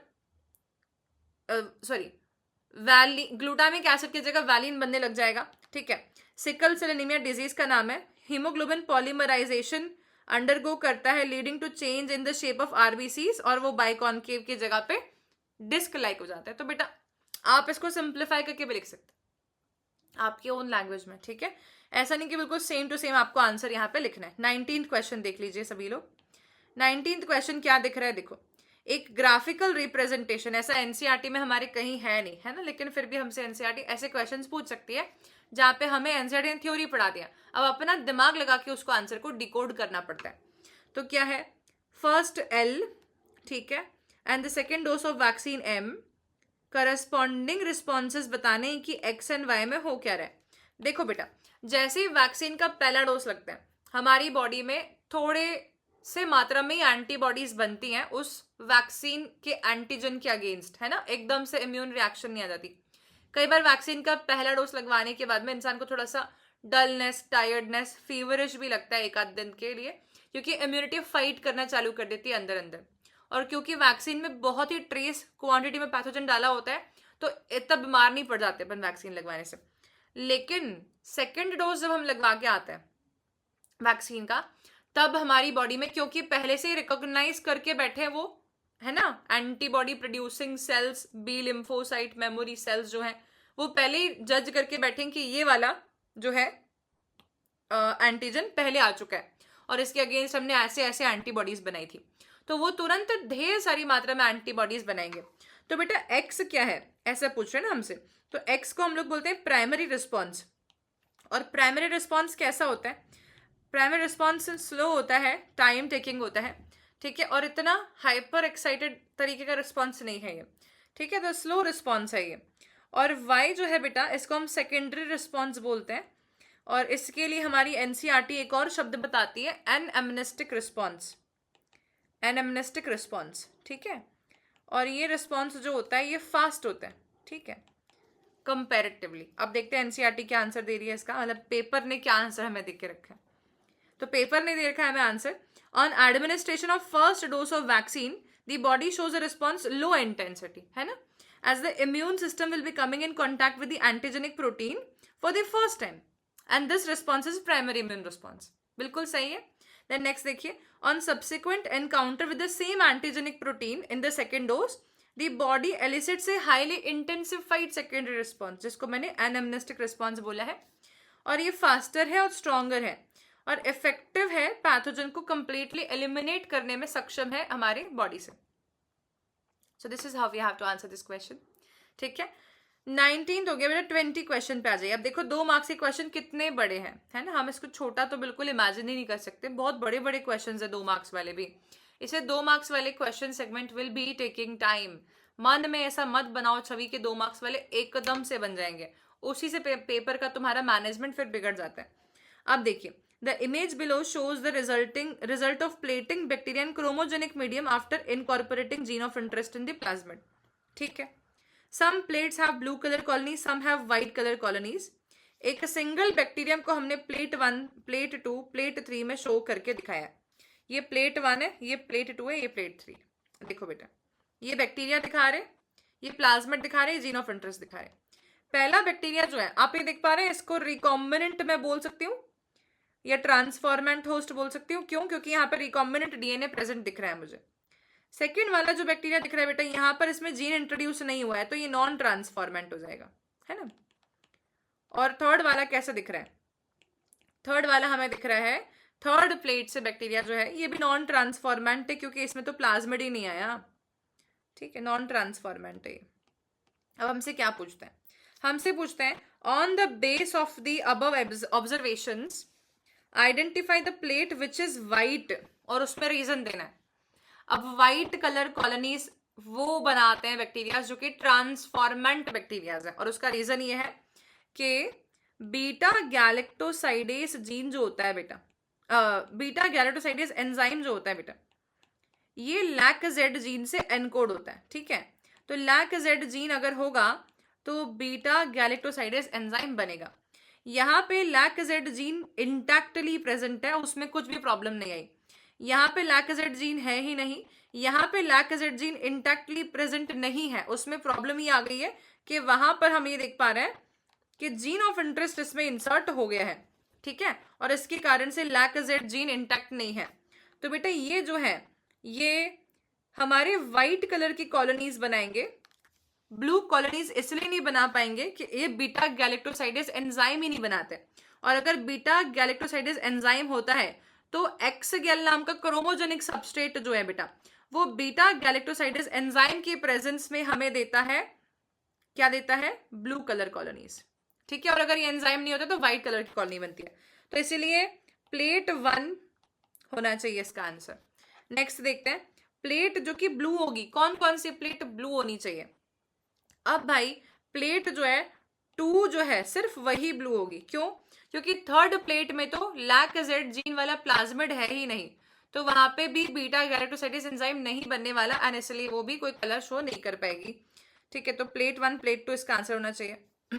देखिए क्या दिखा रहा है ये क्वेश्चन, है ना। तो फर्स्ट देखते हैं, plate 1 beta galactosidase enzyme is responsible for blue colour, gene insert अगर हो गया है तो इंसर्शनल इनएक्टिवेशन हो गया है, इसलिए ब्लू कलर नहीं बना पाया, ठीक है। और बी में दिखा है plate 2 gene of interest not inserted in the plasmid, ठीक है, इसीलिए बेटा ये ब्लू कलर की कॉलोनीज नहीं दे पाएगा। और प्लेट 3 में तो प्लाज्मिड ही नहीं है, तो ब्लू या व्हाइट के बारे में बात ही नहीं हो सकती। तो हमारे इस आंसर की वाले ने गलत आंसर दे दिया है बेटा आपको। cbse.nic.in का ऑफिशियल सैंपल पेपर होने के बावजूद भी इन्होंने प्लेट 3 लिख के गलती कर दिया। यहां पे हमें लिखना पड़ेगा since plate 3 contains no plasmid, ठीक है, no lacZ gene, hence no enzyme formed, ठीक है, it will also show white color colony, ठीक है बेटा। तो ये आंसर की वाले ने कर दिया गड़बड़, मतलब यहाँ पे हम सीबीएसई पे कैसे ट्रस्ट करें, वही गलत आंसर दे रही है, तो कितनी गलत बात हो जाएगी, isn't it? तो 20 क्वेश्चन हमारा बन गया है, सभी से इजी है। अब आ जाते हैं 21 क्वेश्चन देखते हैं। देखो 21 क्वेश्चन इतना बड़ा क्वेश्चन है, फिर से इन्होंने पर हमारे को इंटरनल चॉइस देके रखा है, या तो आप ये वाला सॉल्व करें या तो फिर आप ये वाला सॉल्व करें, दोनों में से कोई भी एक सॉल्व कर सकते हैं। देखो biomass of standing crop of phytoplankton is 4 kilogram per metre square which support a large standing crop of zooplankton having a biomass 11 kilogram per meter square. This is consumed by small fishes 25 kilogram per meter square and then large fishes 37 kilogram per meter square. Ecological pyramid बताना है जिसमें biomass का pyramid बनाना है हमें, और trophic levels का नाम भी लिखना है, अपराइट होगा कि इन्वर्टेड होगा ये भी बताना है। देखो बेटा इन्होंने बनाया है बायोमास का पिरामिड, है ना, और बायोमास का पिरामिड एक्वेटिक इकोसिस्टम का जो होता है वो हमेशा इन्वर्टेड पिरामिड होता है, जिसमें सबसे नीचे आते हैं फाइटोप्लैंक्टन्स, फिर आते हैं ज़ूप्लैंक्टन्स, फिर आते हैं स्मॉल फिश, फिर आते हैं लार्ज फिश। तो इन्वर्टेड पिरामिड ऑफ बायोमास बनना यहाँ पे चाहिए, ठीक है। तो फर्स्ट वाले क्वेश्चन का आंसर देखो कैसा देके रखा है, बिल्कुल इन्वर्टेड पिरामिड उन्होंने बना दिया जैसे मैं तुम्हें बता रही हूँ वैसे। तो ये इन्वर्टेड पिरामिड बना देना बेटा, ठीक है। और उसके बाद में फिर बताना कि ये प्राइमरी प्रोड्यूसर है, ये primary consumer, secondary consumer, tertiary consumer, और जो इन्होंने डेटा लिख के रखा है वो आपको ऐसे कैसे लिख के देना है, बहुत सिंपल है। इन्होंने लिख के दे दिया है पहले, अपने को सेम वही लिखना है, बस अरेंजमेंट पैटर्न बताना है कि ऐसे पिरामिड बना के दिखाना है इसको अपने को, ठीक है। बना लेंगे सभी। देन नेक्स्ट ये क्वेश्चन देखते हैं, अगर हमसे ये नहीं बनता तो हम क्या करते, तो हम और में ये वाला क्वेश्चन सॉल्व करते, ठीक है। तो अब ये वाला जो क्वेश्चन हमारे पास में ये वाला, इसको ध्यान से देखते हैं। Use the information provided in table to answer the following questions. तो टेबल देख लिया अपन ने, अब क्वेश्चन देख लेते हैं। ग्रॉस प्राइमरी प्रोडक्टिविटी कैलकुलेट करो, ग्रॉस प्राइमरी प्रोडक्टिविटी कैलकुलेट करो, ठीक है। तो ग्रॉस प्राइमरी प्रोडक्टिविटी जीपीपी की वैल्यू होती है NPP plus R, where R is respiratory losses, और ये सिर्फ और सिर्फ प्रोड्यूसर में हम देखते हैं। तो 45,000 प्लस 40,000 367 हमारा, इसको टोटल कर देंगे तो आंसर आ जाएगा। तो 7 6 3 5 और 8 बेटा 85,367 ये इसका आंसर हो जाएगा पहले वाले का, ठीक है, पहले वाले का। अब भी देखो, analyse the trend in the net production from producer to top carnivore, give the reason for your observation. अब देखते हैं प्रोड्यूसर से फिर हर्बीवोर से कार्निवोर और टॉप कार्निवोर पे जाते जाते एनर्जी की मात्रा कम होती जा रही है। तो हम यहाँ पर ये समझेंगे कि 10% लॉ के द्वारा governed pyramid of energy indicate हो रहा है। और पिरामिड ऑफ एनर्जी में क्या होता है कि 10% लॉ लगता है, तो जितना हमारे पास एनर्जी है उसका 10% ही हम अगले वाले को दे सकते हैं, है ना। प्लांट के पास में जो भी एनर्जी है उसका 10% ही वो हर्बीवोर को दे सकते हैं, हर्बीवोर के पास जो एनर्जी है उसका 10% ही वो कार्निवोर को दे सकते हैं, लाइक दैट, ठीक है। तो इसमें क्या लिख के रखा है, ये तुम्हारा आंसर सही है 85,367। और ये देखो net production is gradually reducing, है ना, as we are moving from producer to consumer due to heat loss, respiration और 10% लो। Very simple question. 21 तक हमारे क्वेश्चन हो गए बेटा। अब हमारे पास आता है सेक्शन सी, ठीक है। अब सेक्शन सी आ रहा है, और सेक्शन सी में हमारे को आंसर थोड़ा सा बड़ा लिखना होता है कंपेरेटिवली 2 मार्क्स वाले से। जहां पर भी यहां जरूरत पड़ेगी we have to draw the diagrams also, ठीक है। Draw diagrams if needed, if the question demands, तो ड्रॉ जरूर करना चाहिए डायग्राम्स को यहाँ पे 3 मार्क्स वाले सेक्शन में।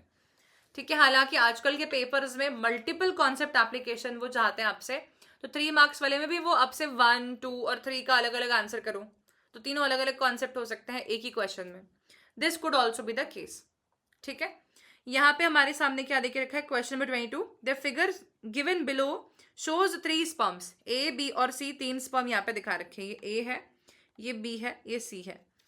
Which one of the 3 sperm will gain entry into the ovum. अब कैसे बताएंगे इसको, देखो ध्यान से यहाँ पे इमेज को. ए सबसे नजदीक है और जोना पेलुसिडा में पहुंच चुका है. ठीक है, वहीं पे बी और सी दूर है, तो हम बोलेंगे A will be gaining the entry into the ovum since it has reached the zona pellucida layer and has already crossed the barrier of corona radiata layer. ठीक है, इसने ये कोरोना रेडिएटा लेयर के बैरियर को पहले ही cross कर दिया है ये वाले को, और अभी ये जोना लेयर तक पहुंच चुका है, इसलिए ये एंटर करेगा ओवम में. नेक्स्ट है, describe the associated changes induced by it on P and Q. ये पी है जोना लेयर और ये क्यू है एग सेल. इस पे क्या चेंजेस इसने लेके आना है, तो भाई पी जो है जोना पेल्यूसिडा लेयर जो है उसके ऊपर स्पर्म के एक्रोजोमल एरिया से जोना लाइसिन नाम का एंजाइम निकलेगा, जो कि जोना लेयर को क्रॉस करते हुए स्पर्म को एग सेल के प्लाज्मा मेम्ब्रेन तक पहुंचा देगा. जोना लेयर जो है बेटा वो फिर फर्दर किसी और स्पर्म को अंदर एंटर नहीं होने देगी, क्योंकि यहाँ पे प्रिवेंशन ऑफ पॉलीस्पर्मी भी शो करती है जोना लेयर. ठीक है, देन क्यू में क्या चेंज इंड्यूस करेगा, भाई क्यू खुद जो है सेकेंडरी oocyte है, एग सेल है.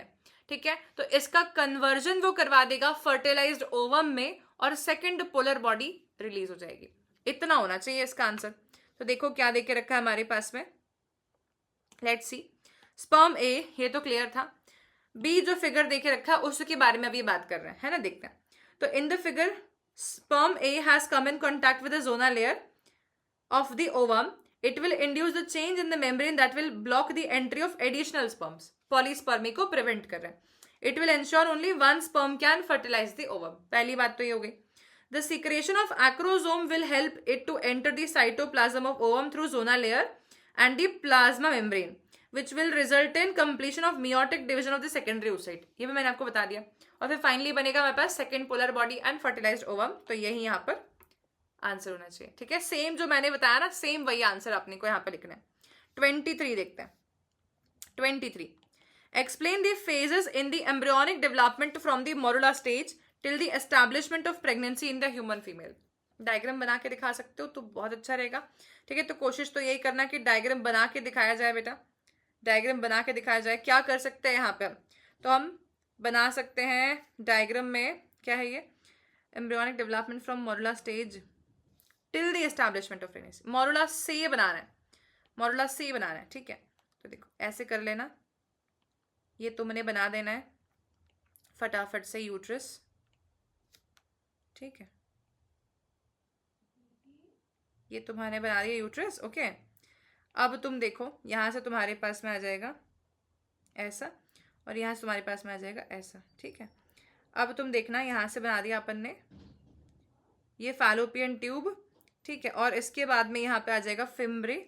ये भी हमने बना दिया बेटा ऐसे करके फैलोपियन ट्यूब, और ये हमारे पास इनफंडिबुलम के ऊपर आ जाएंगे फिम्ब्रे. इधर हम बना देते हैं ओवरी और उसको जोड़ देंगे इधर. इसको भी हमने बना दिया ओवरी और जोड़ दिया इधर. ठीक है, अब हम क्या कर सकते हैं, हमें बताना है स्टेज ऑफ डेवलपमेंट. तो स्टेज ऑफ डेवलपमेंट डायग्राम में कैसे बताई जाए, तो क्योंकि इन्होंने मोरुला बोला है बेटा, तो हम यहाँ पे मलबरी बॉल लाइक स्ट्रक्चर बना सकते हैं ऐसे करके, जिसमें कि 8 से 16 सेल्स होंगे. ठीक है, फिर हम इसको आगे बढ़ा देंगे और यहाँ पे हम 16 से 32 सेल स्टेज बना देंगे. 16 से 32 सेल स्टेज हम यहाँ पे बना देंगे. ठीक है, ये ब्लास्टोसिस्ट हमारा हो जाएगा, ये देखो ऐसे करके, है ना. और फिर ब्लास्टोसिस्ट को इम्प्लांट करके दिखाना है. तो यहाँ पे आपने बना दिया मोरुला. ठीक है, और बना देना 8 से 16 सेल है. ये सेल मतलब कि ब्लास्टोमेयर्स है ना, सेल शब्द नहीं सही बोलते, ब्लास्टोमेयर बोलेंगे इसको यहाँ पे. और ये देखो ये हो जाएगा तुम्हारे पास ब्लास्टोसिस्ट 16 से 32 ब्लास्टोमेयर स्टेज है ना, ये ऐसा. ठीक है बेटा, अब आप देखिए यहाँ पे क्या देके रखा है एक्सप्लेनेशन. तो इन्होंने तो पूरा एनसीईआरटी का डायग्राम बनाया 3 मार्क्स में. बना सकते हो तो बहुत अच्छी बात है, लेकिन इसने हमसे मांगा ही नहीं है पूरा स्टार्टिंग से, इन्होंने बोला है फ्रॉम दी मोरला स्टेज। तो क्योंकि एग्जामिनर ने from the morula stage till the pregnancy development बोला है, तो हम from the morula stage pregnancy development ही बताएंगे तो ज्यादा अच्छा रहेगा। अब यहाँ पर बेटा हम इसको इम्प्लांट करते हुए भी दिखा सकते हैं, जैसे कि मैंने कहा कि तुम ऐसे बता देना कि ये धंस रहा है अंदर, है ना, ब्लास्टोसिस्ट जो है इट इज गेटिंग एंटर्ड, है ना, और यहाँ पर ये इनर सेल मास दिखा देना बेटा, ठीक है।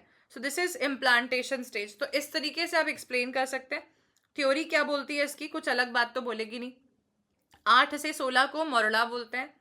मोरला फिर बनाता है ब्लास्टोसिस्ट। ब्लास्टोसिस्ट का स्ट्रक्चर कैसा होता है, आउटर मोस्ट ट्रोफोब्लास्ट की लेयर होती है एंड अंदर इनर सेल मास होता है कैविटी में, जिस कैविटी को हम ब्लास्टोसील बोलते हैं, और स्ट्रक्चर पूरे को बोलते हैं ब्लास्टोसिस्ट, ठीक है।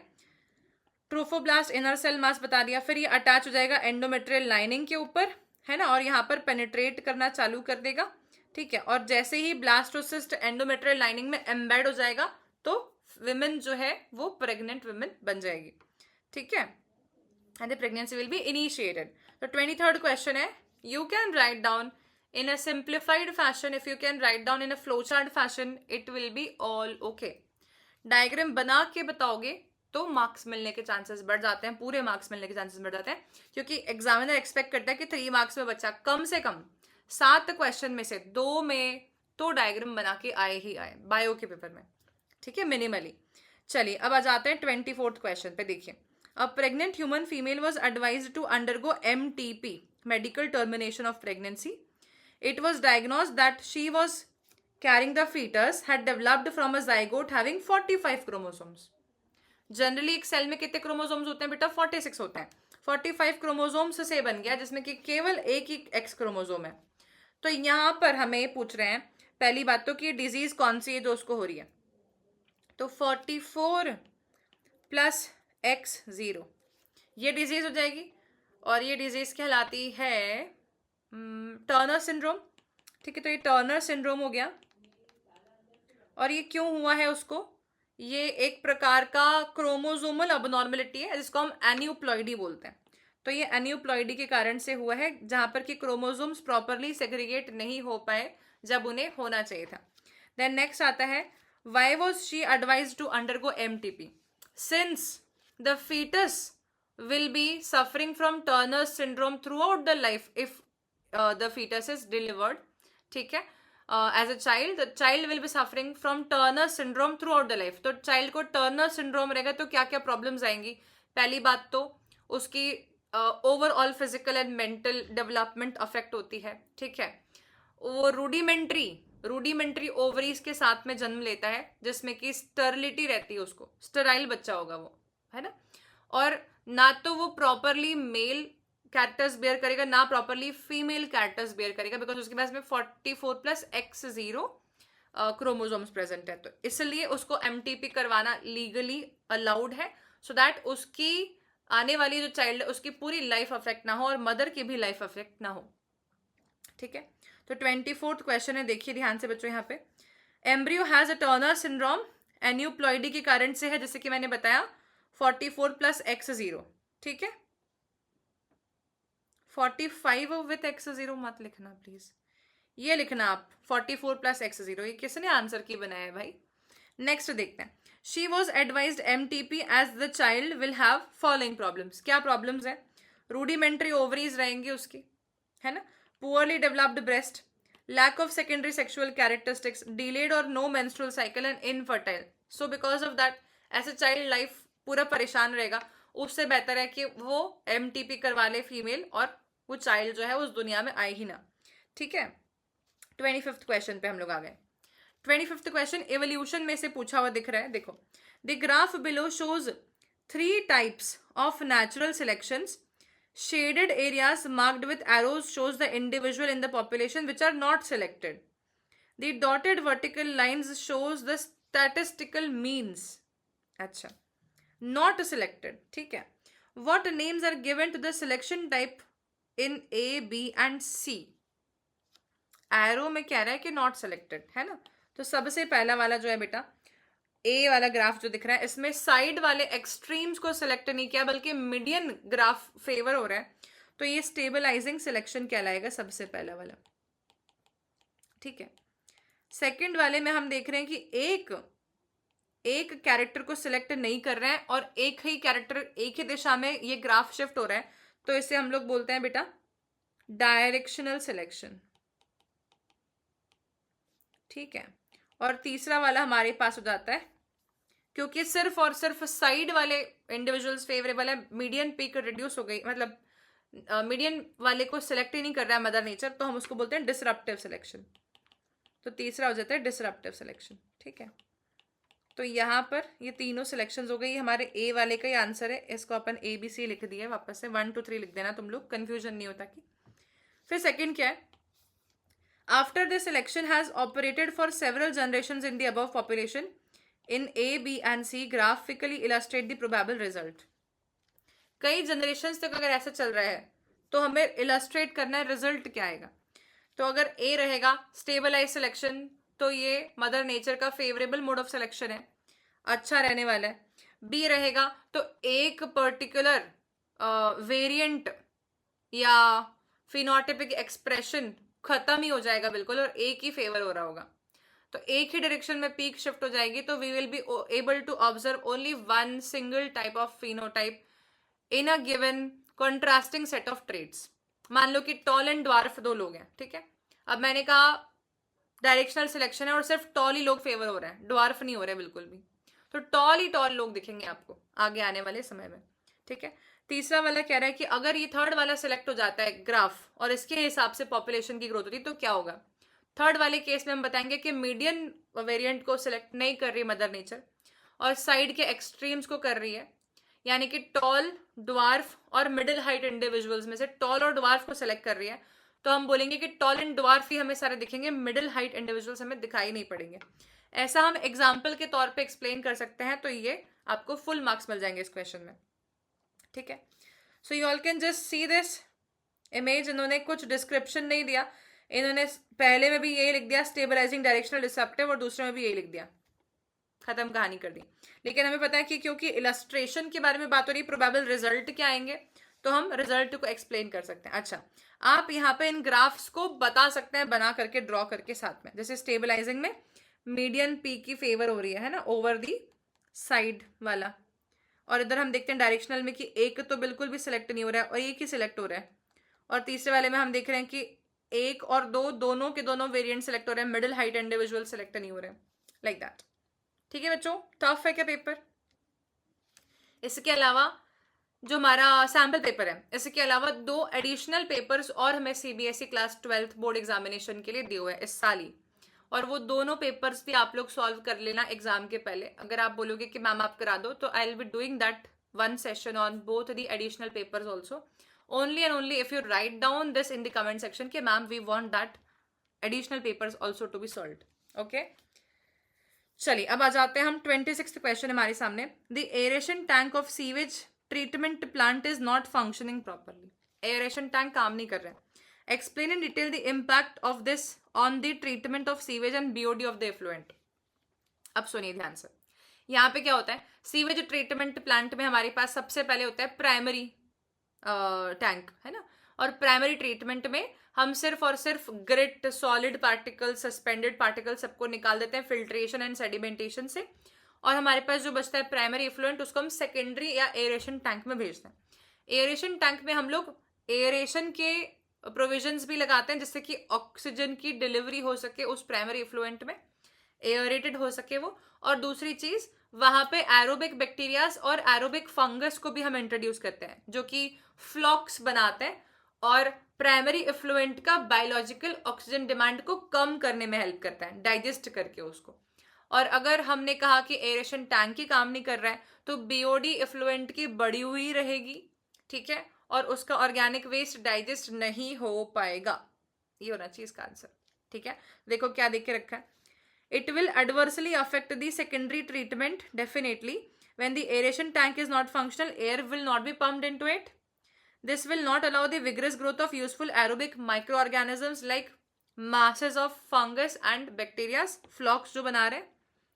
Major part of organic matter will not be consumed and the BOD of the effluent will not be reduced. जो बातें मैंने बोली सभी वही बातें यहाँ पे लिखी हैं। आप देख पा रहे हैं सारे के सारे आंसर्स वो पॉइंट बाय पॉइंट लिख रहे हैं। कोई भी आपसे ये एक्सपेक्ट नहीं कर रहा है कि आप लंबे चौड़े पैराग्राफ्स के फॉर्म में आंसर लिखें। No, they don't want that. They want you to write down one line, then write down another point, then write down another, then write down another, so that your answer will become more presentable and you will be getting proper marks for each line. ठीक है, तो इस तरीके से हमारा ये हो गया क्वेश्चन। 27th पे आ जाते हैं। देखो 27th क्वेश्चन क्या है। A farmer grew 2 varieties of corn crop in the field A and B. दो डिफरेंट टाइप के कॉर्न उसने उगाए। He grew normal corn in the field A, field A में नॉर्मल कॉर्न बनाया, और GM कॉर्न बनाया फील्ड बी में। अब उन्होंने देखा कॉर्न बोरर फील्ड ए में आ जाते हैं, ठीक है, और इसके कारण से उन्होंने कॉर्न ए के यील्ड खराब नहीं हो जाए इसलिए उन्होंने BT को स्प्रे कर दिया फील्ड ए में। फील्ड बी में तो वैसे ही जेनेटिकली मॉडिफाइड कॉर्न उन्होंने उगाया। फील्ड ए में BT के स्पोर्स को उन्होंने स्प्रे कर दिया ताकि कीड़ों की ग्रोथ रुक जाए। अब क्या है, name the genes in the spore responsible for control of this pest. कौन से जीन्स हैं स्पोर्स में जो कि इस पेस्ट के कंट्रोल के लिए रिस्पॉन्सिबल है। क्या बोलेंगे यहाँ, हम बोलेंगे क्राई जीन्स, है ना, क्रिस्टलाइजेबल जीन्स होते हैं वो होने चाहिए। नेक्स्ट है what effect will the spores of BT have on the insect pest. अब क्या होता है बेटा, जैसे इंसेक्ट BT के स्पोर्स को खा जाता है, वैसे ही BT के स्पोर्स में प्रेजेंट कुछ प्रोटॉक्सिन्स इंसेक्ट के गट में आके टॉक्सिन्स में कन्वर्ट हो जाते हैं, एक्टिव टॉक्सिन्स, क्योंकि इंसेक्ट के गट में होता है अल्कलाइन पीएच। जिस अल्कलाइन पीएच में वो प्रोटॉक्सिन एक्टिव टॉक्सिन में कन्वर्ट हो जाता है और फिर वो इंसेक्ट की गट की वॉल को परफोरेट कर देता है, इंसेक्ट मर जाएगा उससे। ठीक है, तो ये सेकंड वाला ये हो जाना चाहिए। थर्ड देखिए, how has field B developed resistant against the pest. Field B में हमने जो प्लांट्स लगाए हैं जेनेटिकली मॉडिफाइड, उन प्लांट्स के अंदर ही हम लोगों ने ये क्राइजीन इंट्रोड्यूस करवा दिया है। तो प्लांट इटसेल्फ जो है वो बना रहा है प्रोटॉक्सिन, इसलिए उस प्लांट को कोई खाएगा नहीं इंसेक्ट, क्योंकि वो वैसे ही जेनेटिकली मॉडिफाइड है, पेस्ट रेजिस्टेंट प्लांट है। 27th क्वेश्चन का आंसर देख लो। अच्छा, इन्होंने क्राइजीन का नाम स्पेसिफिकली पूछा था बिकॉज उन्होंने कॉर्न बोरर लिखा है क्लियरली, तो हम क्राइजीन नहीं लिख के क्राइवन ए भी लिखेंगे। ठीक है, ध्यान रखना पड़ेगा इस बात का। देखो जरा सी भी मिस्टेक हुई तो दुर्घटना घट जाएगी, पूरा मार्क्स नहीं मिलेगा। तो ये क्राइवन ए भी। फिर स्पोर्स के पास क्रिस्टलाइजेबल टॉक्सिन होता है ना, जो कि इनएक्टिव होता है, लेकिन जैसे ही बेटा ये एक्टिव हो जाता है अल्कलाइन पीएच में, गट में एंटर करते ही ये गट की एपिथेलियल लाइनिंग को ब्रेक कर देता है, इंसेक्ट मर जाता है उससे। यही है। फिर BT टॉक्सिन जीन को हमने क्लोन करके इंसर्ट कर दिया है RDNA टेक्नोलॉजी के माध्यम से कॉर्न प्लांट में, इसलिए corn plant already pest resistant है। This is how we can answer. ठीक है, अब आ जाओ तुम यहाँ पे और वाला क्वेश्चन देख लो बेटा। अब और वाला क्वेश्चन ध्यान से देखते हैं। Lipoprotein lipase deficiency is a genetic disorder जिसमें कि पर्सन डिफेक्टिव जीन कैरी करता है लाइपेज का, लाइपेज नहीं बन रहा उसके अंदर। This leads to high triglycerides, stomach pain, fat deposits under the skin. It may eventually affect the liver and pancreas and may also cause diabetes. The disorder occurs if the child acquires defective gene from both the parents. Autosomal recessive अगर है तो। Enzyme replacement therapy is one of the treatment offered to the patient with LP-LD. ठीक है, lipoprotein lipase deficiency वाले को आप enzyme दे सकते हैं, है ना। तो अब ये पूछ रहे हैं हमारे से एंजाइम रिप्लेसमेंट थेरेपी में करते क्या। एंजाइम रिप्लेसमेंट थेरेपी में हम एंजाइम को इंजेक्शन के फॉर्म में उस पेशेंट में देते हैं जिसके पास में डिफेक्टिव जीन है और उसके पास एंजाइम नहीं बन रहा, तो एंजाइम्स के रेगुलर इंजेक्शन उसको लगते हैं। दूसरा, what could be one possible drawback of enzyme replacement therapy. Enzyme replacement therapy में फ्रिक्वेंसी बहुत ज्यादा है, इंजेक्शंस बार बार लगवाने पड़ते हैं, जिंदगी भर लगवाने पड़ते हैं। तो ऐसे केस में वो एक परमानेंट ट्रीटमेंट नहीं बनता कि एक ही बार में कुछ ठीक हो जाए इंसान, राइट। देन है how can LP-LD be treated using biotechnology, elaborate. Biotech से कैसे LP-LD को आप ठीक कर सकते हो।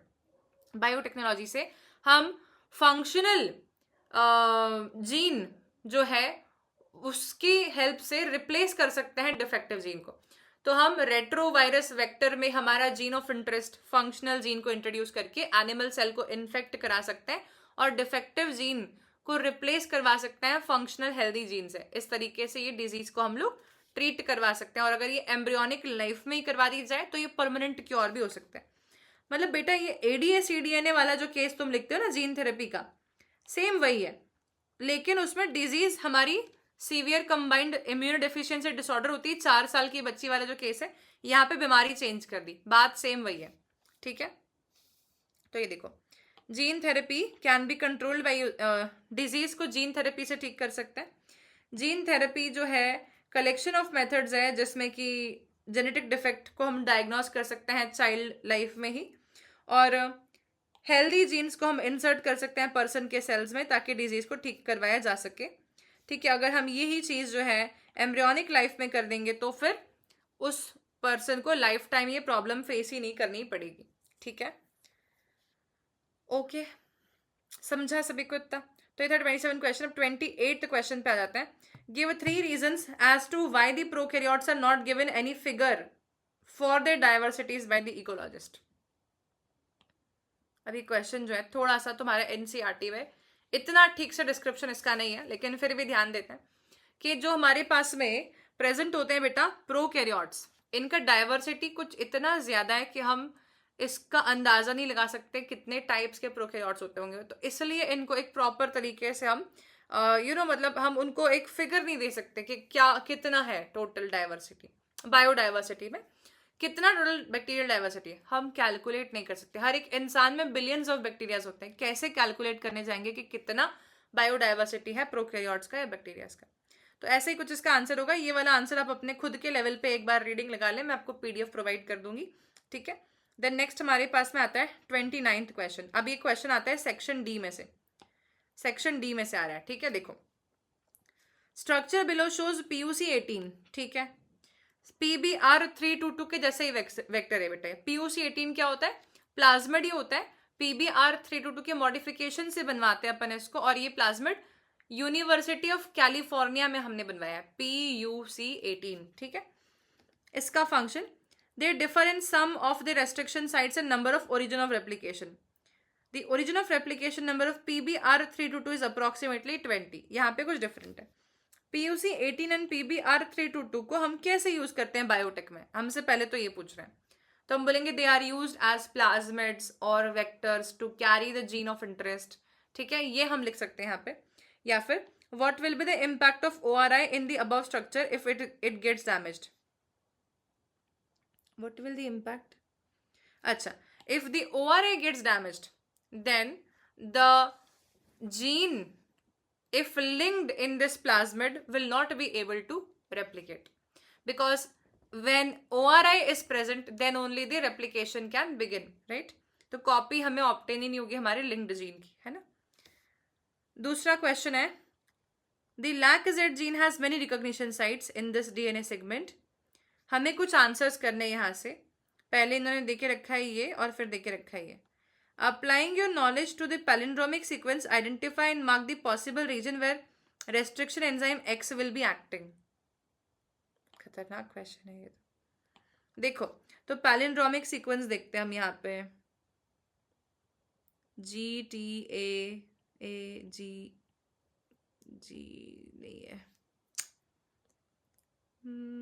AAGCTTA बेटा ये है, ये पैलिंड्रोमिक सीक्वेंस दिख रहा है। देखो AAGCTT, आगे से पढ़ेंगे तो भी है, AAGCTT पीछे से पढ़ेंगे तो भी है। तो ये पैलिंड्रोमिक सीक्वेंस है, दिख गया? पैलिंड्रोमिक सीक्वेंस दिख गया है सभी को? ठीक है, तो हमने यहां से यहां तक का समझ लिया कि पैलिंड्रोमिक सीक्वेंस ये है, इसका इतना हिस्सा पैलिंड्रोमिक सीक्वेंस हमें नजर आ रहा है। Restriction enzyme Y was used to extract the gene of interest from the plant. ठीक है, this gene needs to be inserted in the given DNA segment which has been treated with restriction enzyme X. There will be a successful recombination, explain with the reason. क्या पूछ रहे हैं? restriction enzyme Y जो है was used to extract the gene of interest from the plant. This gene needs to be inserted in the given DNA segment which has been treated from the restriction enzyme X. Will there be a successful recombination? We will be saying no.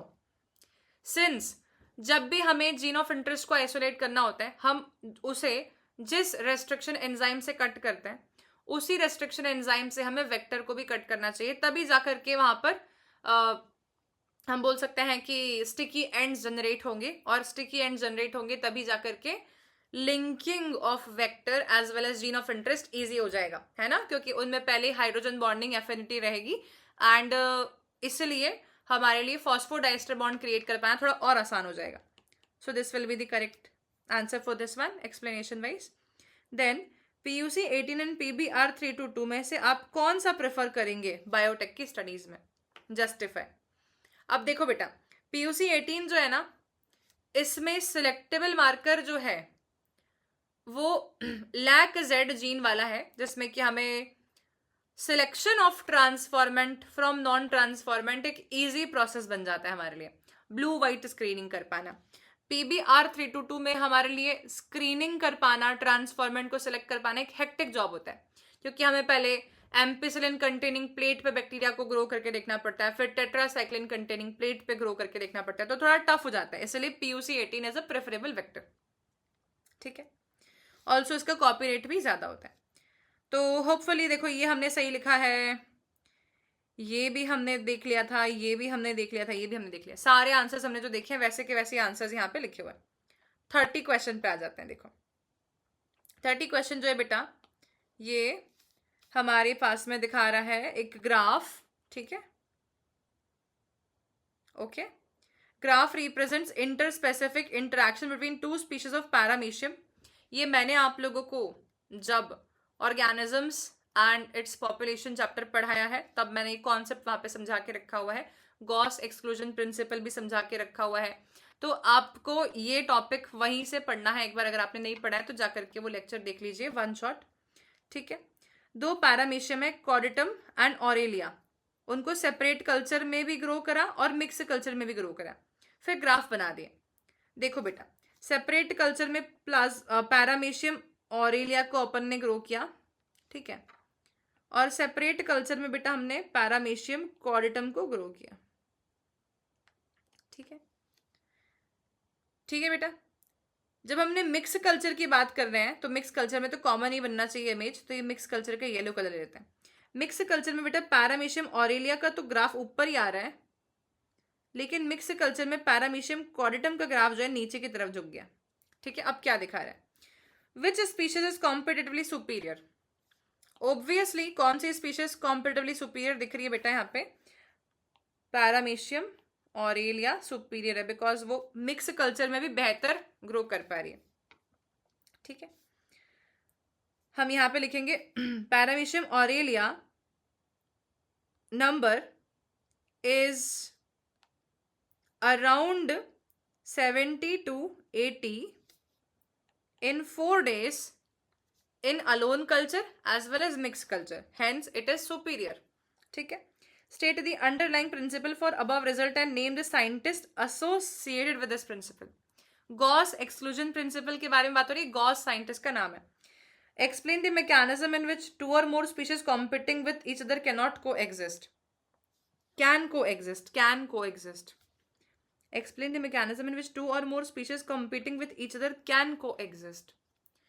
Can coexist is only and only possible if they are going for resource partitioning. Resource partitioning अगर वो कर लेते हैं, foraging time या foraging behaviour change कर लेते हैं, तो फिर वो साथ में कोएग्जिस्ट कर सकते हैं. ठीक है. तो देखिए सारे के सारे वही आंसर्स जो हमने देखे बेटा, ये देखिए. ठीक है. सारे के सारे वही आंसर्स जो हमने देखे. आप एक बार रीडिंग करेंगे तो आपको लगेगा मैम ने जो बताया सेम वही के वही लिखा हुआ है. अब आते हैं हम लोग और वाले क्वेश्चन पे. तो और वाला क्वेश्चन क्या बोल रहा है?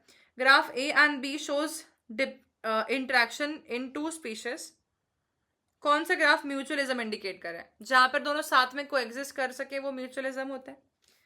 तो ये म्यूचुअलिज्म हो जाएगा ऑब्वियसली, बिकॉज यहाँ तो कोएग्जिस्टेंस नहीं दिख रहा है. यहाँ पे दोनों के दोनों ए एंड बी स्पीशीज साथ में कोएग्जिस्ट कर पा रहे हैं, तो ए होना चाहिए इसका answer.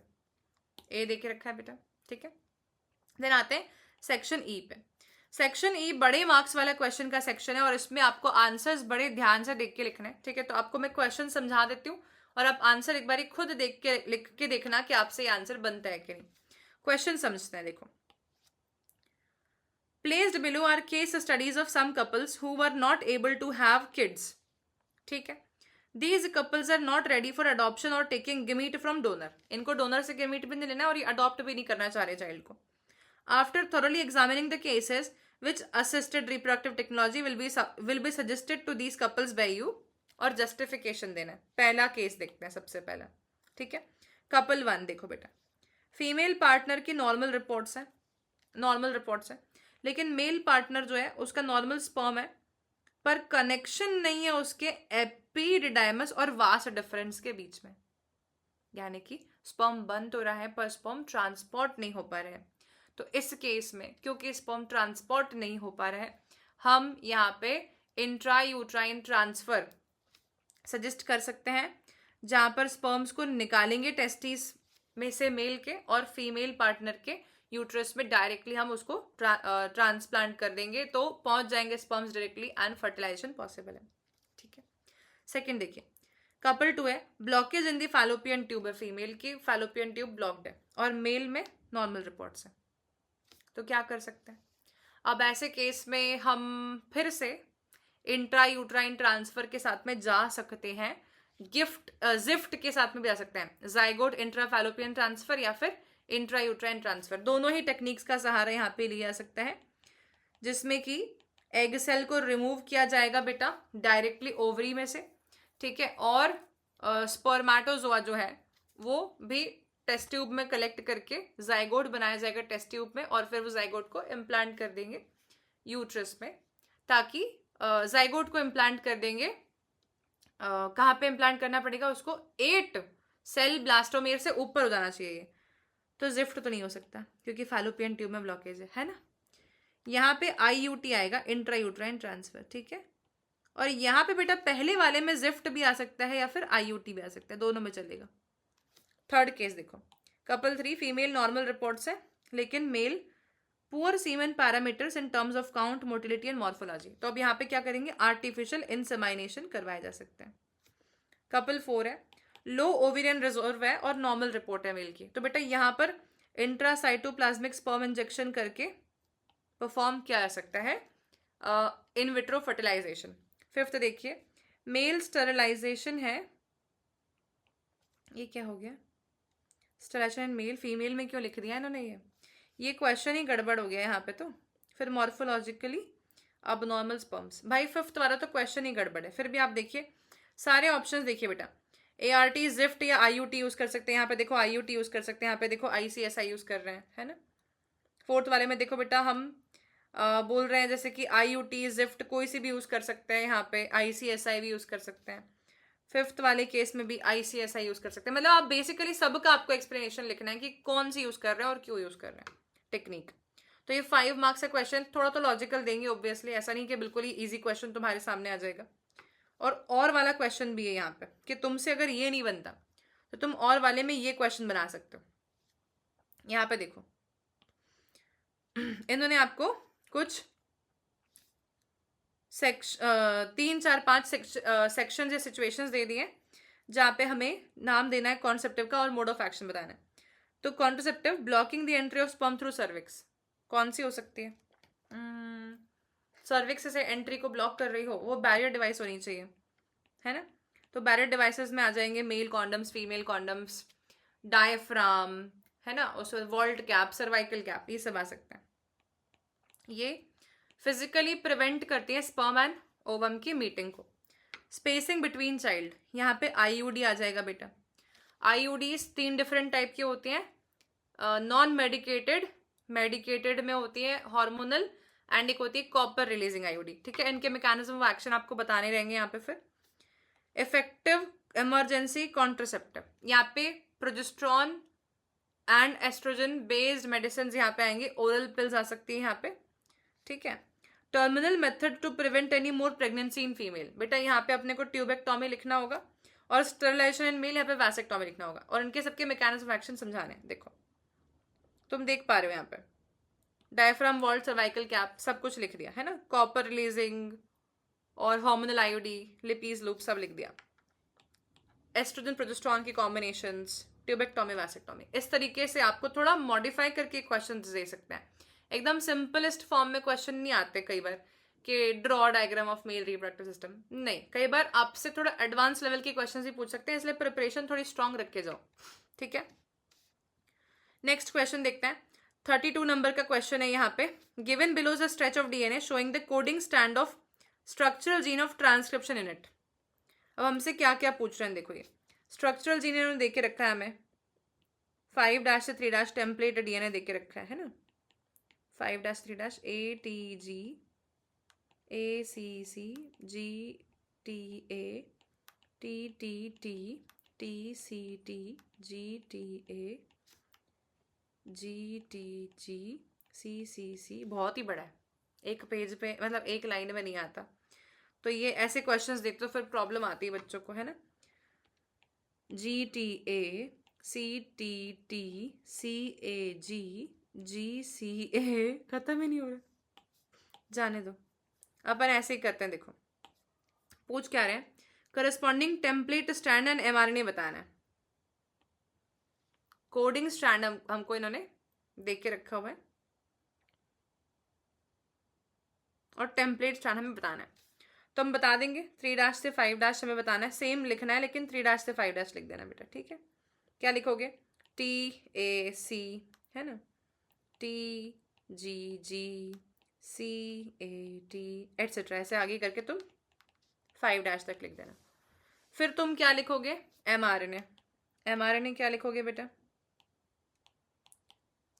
5' AUG ACC sorry AUG, सही तो है, AUG ACC GUA UUU, ऐसे करके आप पूरा 3' तक लिख देंगे mRNA।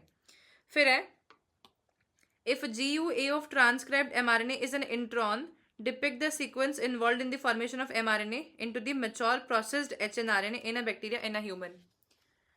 भाई बात यहाँ पर ये समझिए कि इंट्रॉन जो है बैक्टीरियाज में तो प्रेजेंट होते ही नहीं है, होते हैं तो सिर्फ और सिर्फ यूकैरियोट्स में, ठीक है।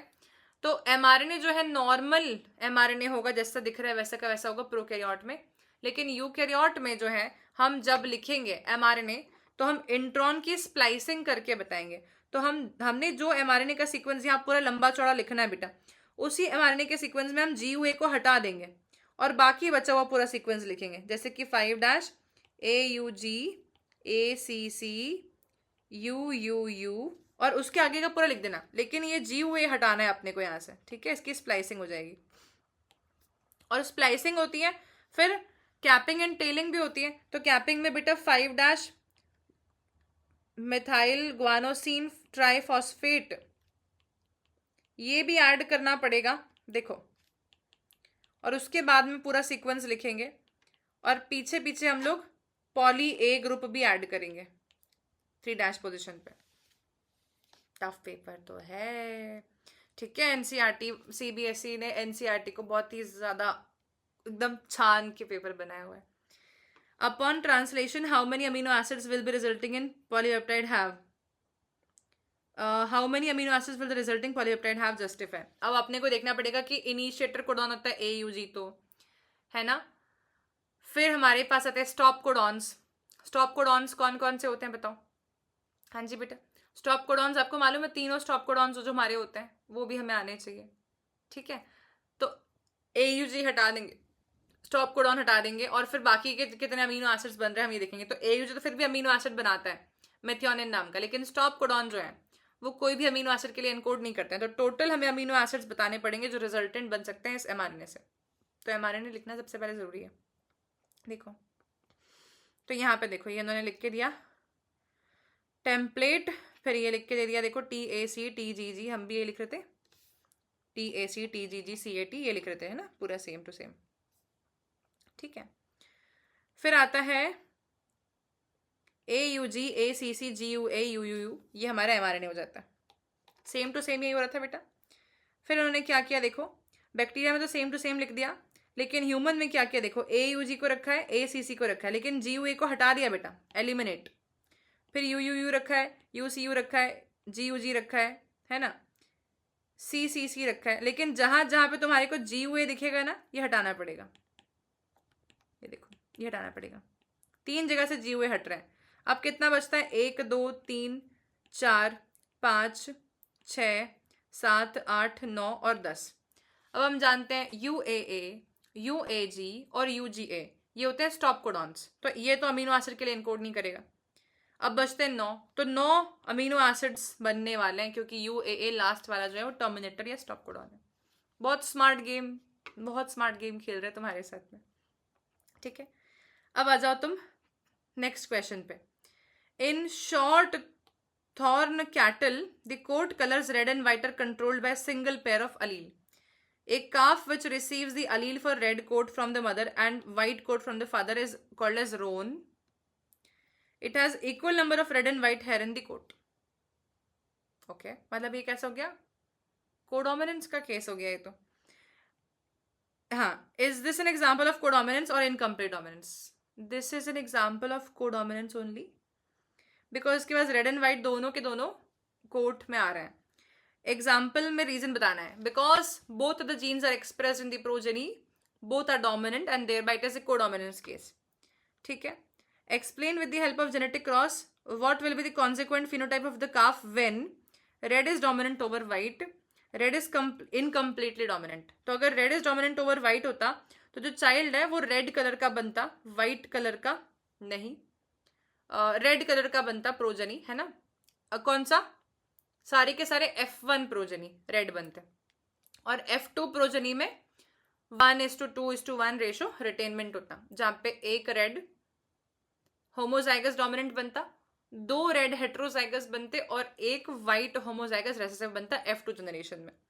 और रेड इज इनकम्प्लीटली डोमिनेंट अगर ऐसा होता बेटा तो हम बोलेंगे कि एक प्रोजेनी रेड बनता, 2 प्रोजेनी पिंक बनते और एक प्रोजेनी व्हाइट बनता, ऐसा कुछ इसका आंसर होना चाहिए।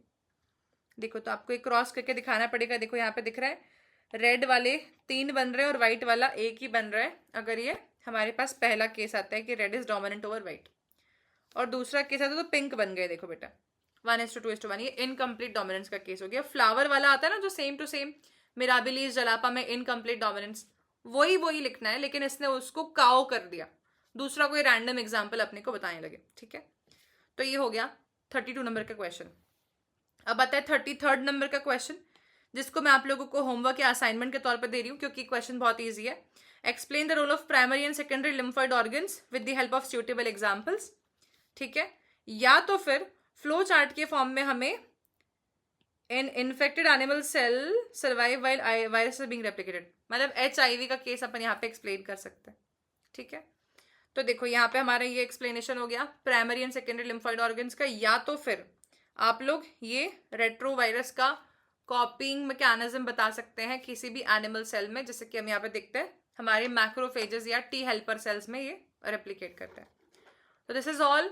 तो ये चैप्टर जो है, ये चैप्टर क्या है, ये पेपर जो है सैम्पल पेपर, इसका लेवल देख के क्या फीलिंग आई ये मुझे बता दो लाइव चैट कमेंट सेक्शन में कि क्या फीलिंग आई, क्या वाइब्स आई, कि पेपर कैसा लग रहा है, सैम्पल पेपर ईजी दिया है कि टफ दिया है कि मॉडरेट दिया है। और अगर आप चाहते हैं कि ma'am please previous year question paper solve करा दो, 100 मोस्ट इंपॉर्टेंट PYQ सॉल्व करा दो 1-2 दिन में, तो मुझे वैसा भी आप लोग कमेंट कर सकते हैं। So will be doing that session for all of you definitely. Also 18th के दिन हम लोग फुल रिविजन भी सिलेबस का कवर अप करने वाले हैं इन अ मैराथन सेशन, तो 18th के दिन सेशन मिस बिल्कुल भी मत करिए। Bye everybody, have a great day, good night everyone, and don't forget to tell me in the comment section what was the vibe you got from the paper. Was it tough or easy or moderate, या आसानी से फोड़ देंगे या थोड़ा डर लग रहा है, ठीक है। तो एक कमेंट में जरूर बता दीजिए। Bye everybody, have a great day.